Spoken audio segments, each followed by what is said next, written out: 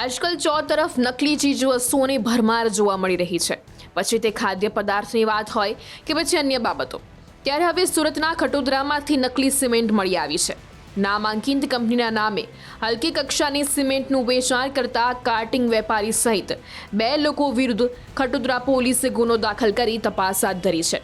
ઉલ્લેખનીય છે કે ખટોદરા પોલીસે ભોપાલના નીતિન નારાયણ ઠાકરે નામના શખ્સે ફરિયાદ કરી હતી કે પોતે જે કંપનીમાં સેલ્સ મેનેજર છે તે કંપનીના નામે હલકી ગુણવત્તાવાળી સિમેન્ટનું વેચાણ કરવામાં આવી રહ્યું છે। હિન્દુસ્તાન કાર્ટિંગ નામની દુકાનના સંચાલકો પાસે જાણીતી સિમેન્ટ કંપનીની ડીલરશીપ ન હોવા છતાં કંપનીના નામથી સિમેન્ટનું વેચાણ કરી રહ્યા છે। સેલ્સ મેનેજરની ફરિયાદના આધારે પોલીસે તપાસ કરતા સમગ્ર કૌભાંડનો પર્દાફાશ થયો હતો। પોલીસે નામાંકિત કંપનીના નામે ચાલી રહેલી 410 જેટલી હલકી ગુણવત્તાની સિમેન્ટની થેલીઓ પ્રાપ્ત કરી બંને ઇસમોની ધરપકડ કરવા ચક્રો ગતિમાન કર્યા હતા। ખટોદરા પોલીસ સ્ટેશનમાં બ્રેડલાઇનર સર્કલની નજીક એક જગ્યાએ સિમેન્ટ ઉતરતો હતો, જેમાં અલ્ટ્રાટેક સિમેન્ટ કંપનીનો સિમેન્ટ હતો।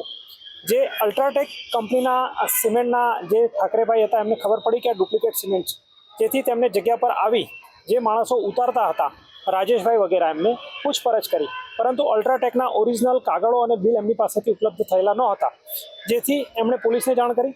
પોલીસે જગ્યા પર જઈ તમામ હકીકતની વેરીફાઈ કરી અને વેરીફાઈ કરતાં ધ્યાને આવ્યું કે આ ડુપ્લિકેટ સિમેન્ટ અલ્ટ્રાટેકના નામે બજારમાં વેચાણ થઈ રહ્યું છે, જેથી રાજેશભાઈ ઠાકરેની ફરિયાદ લઈ પોલીસે ગુનો રજીસ્ટર કરી જે ભાઈ સિમેન્ટ ઉતારવા આવ્યા હતા તથા જે લંબુ નામના કોઈ માણસ પાસેથી તેમણે ખરીદેલું છે તે બંનેના નામજોગ ગુનો દાખલ કરવામાં આવેલ છે અને 1,33,000નો મુદ્દામાલ 410 બોરી કબજે કરવામાં આવેલ છે।